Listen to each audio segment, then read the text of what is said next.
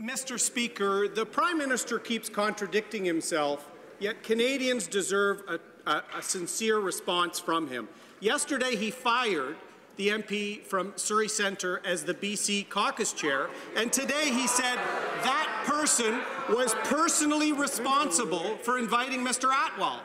Yesterday, he also said that he supports his National Security Advisor's contention that the Indian government are responsible for the Atwal scandal, Mr. Speaker. Both of those two things can't be true, Mr. Prime Minister.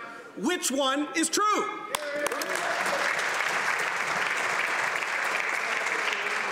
First, of course, I have to remind the honourable member for Durham to direct his comments to the chair.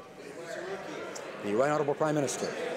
Mr. Speaker, I've already answered those questions. What the opposition doesn't understand is that they should be focusing on Canadians. That's what Liberal MPs did when they told us we needed to help workers in seasonal industries. We listened, and we're delivering. For those working in seasonal industries, we announced $10 million in immediate income support and over $200 million over the next 2 years through federal provincial labour market development agreements. This is what we can accomplish when we focus on the middle class and people working hard to join it. For Durham. Mr. Speaker, it disrespects Canadians for the Prime Minister to not even answer questions on the India trip. So I'll ask for a specific aspect of that trip. On February 22nd, the National Security Advisor and his counterpart in India signed a cooperation agreement on countering violent extremism. The next day, the Prime Minister's office forced that advisor to blame the Indian government for Canadian extremism, Mr. Speaker. So my question on the trip, how is that cooperation agreement with India going? Right honourable Prime Minister. Mr. Speaker, it's troubling to see how much the members opposite do not trust or believe in the professionality and the nonpartisan nature of our public service. Our professional public servants, particularly in the security and information areas, work very hard to keep Canadians safe, and to see members opposite trying to score cheap political points by politicizing them is really disappointing. Mr. Speaker, we take the responsibility of working with partners around the world very seriously to keep Canadians safe, and that's what we will continue to do. Honourable member for Durham.